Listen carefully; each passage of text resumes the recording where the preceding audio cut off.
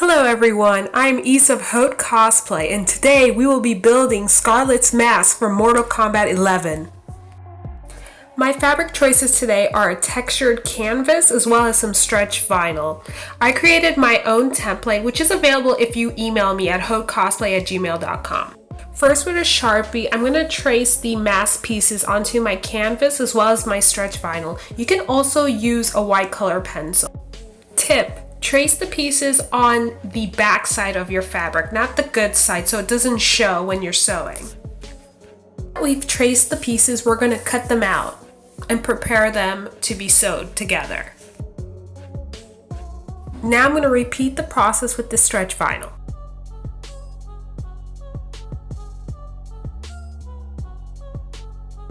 As you can see, I'm using sharp fabric scissors so I get nice clean pieces.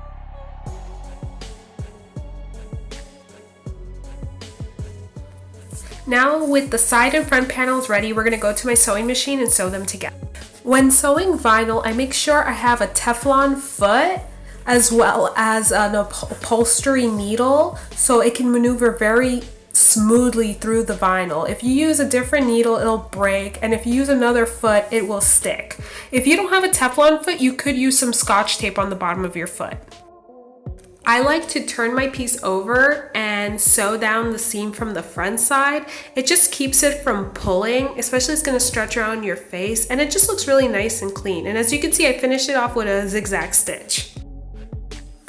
Now I'm going to pin down my actual mask template onto some 3mm craft foam that I got at Hobby Lobby.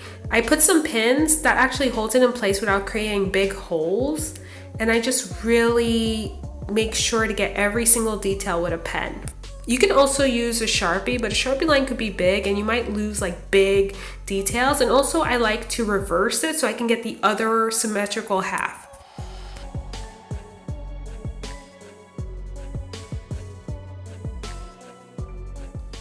Next, with some scissors that are not fabric scissors, of course, I'm going to cut out my mask. I use a combination of scissors and an X-Acto knife. You could use whatever works best for you, but this works for me just to make sure I get like nice, clean lines. As I'm working, I always like to see how pieces connect, so I kind of see how it fits on the actual mask. Next, I'm going to trace and cut out my actual chin piece that is on the bottom of the actual armored part of the mask. With a hole puncher, I punched the little details on the mask that I wouldn't be able to cut little circles very cleanly. So a nice hole puncher, like the ones for belt loops, are great because they come in different sizes and you can really get little details in your pieces. Now I'm measuring 1/4 inch strips that I can use to detail the chin piece. And then I'm going to use my glue gun just to glue it in place.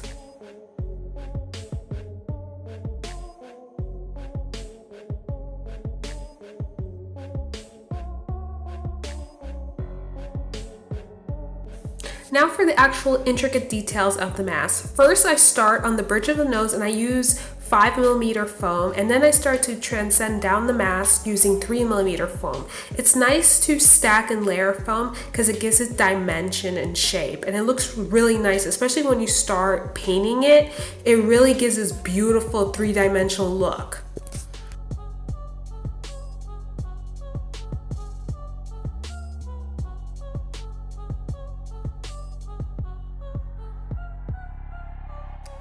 For the bottom of the mask, I start to use 2mm foam. Like I said, I like to layer and slowly change the different heights of the foam just so you can get depth.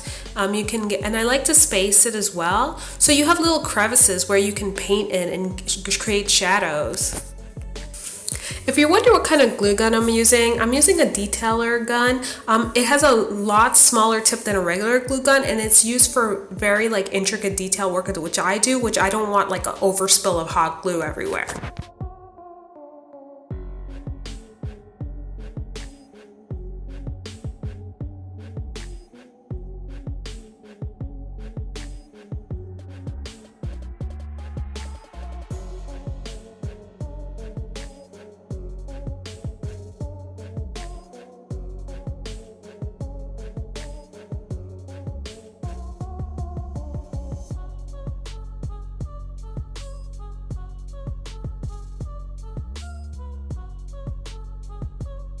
Now that I'm done building with the EVA foam, I'm going to move on to Thibra. It's a type of thermoplastic that I got from Cosplay Crafts.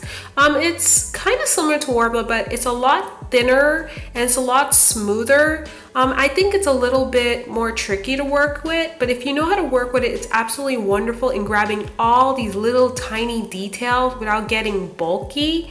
When I first start using Thibra, I like to trace on the back side, which is the non-shiny side, with a Sharpie. I try to get the general shape of my piece so I know how much to cut off. And I don't sandwich my thermoplastic personally because I feel that's a really expensive way to do it. Instead, I leave a border enough, like about an inch around, so I can just fold it over when I use my heat gun. Some sharp scissors, I cut out my Thibra. Again, these are not fabric scissors. Again, do not use fabric scissors for other than fabric. I just keep stressing that. Next, with a heat gun, I slowly warm up my Thibra. Be very careful. Thibra overheats so easily. And the way you know it overheats is it becomes totally unmanageable. It just falls apart on you, as well as it starts to bubble up. So you have to be very, very patient and very tedious in the way you do this, just so you get the best results. So I take my time and I make sure to fold over the edges slowly and work my way slowly around the piece, trying to unveil all the little details of that I made with the foam.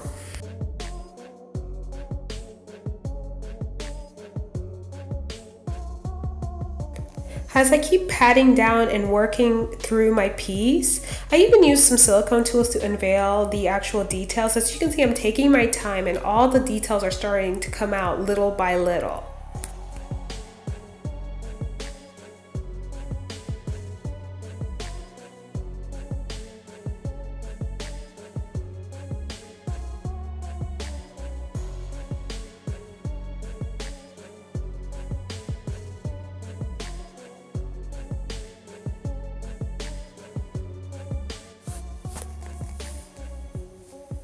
With my scissors, I cut the center and the corners so I can start folding in all the edges on my piece.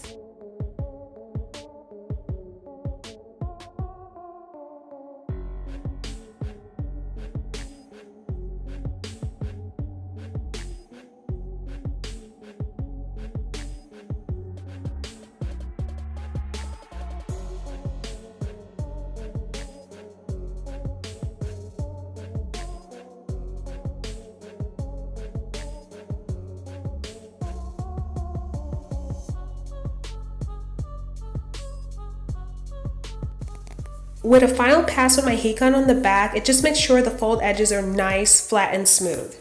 The way I shape my mask is to carefully press it against my face. I make sure it's not too hot. I'm going to repeat the same process for my chin piece with the Thibra.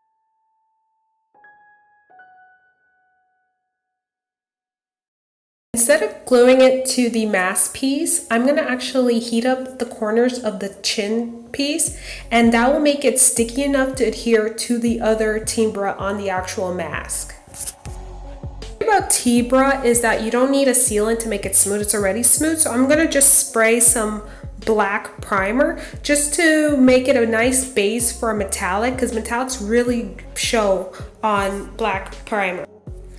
Next, I'm going to take some gunmetal metallic paint and just paint the whole mask.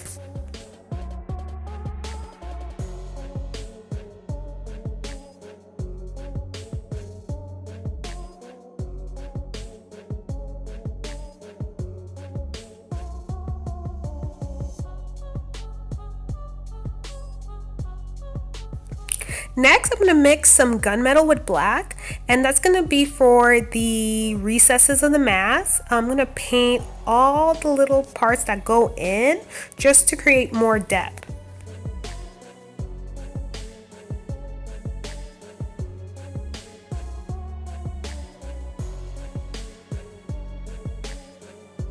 Now for the highlights, I'm going to mix some white with the gunmetal, and I'm just going to put on the parts that are more risen just to really make them pop.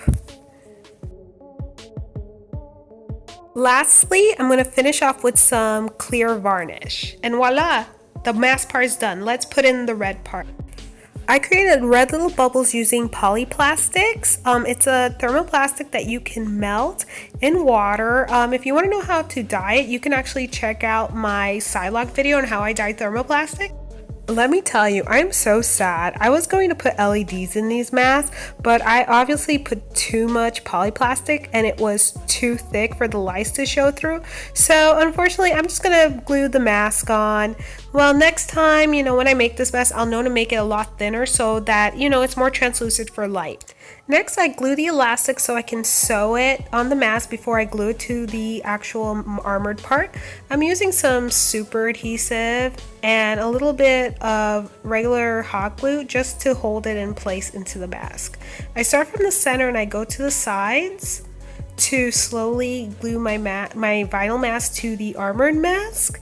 And when it's done, I put some push pins to hold it in place.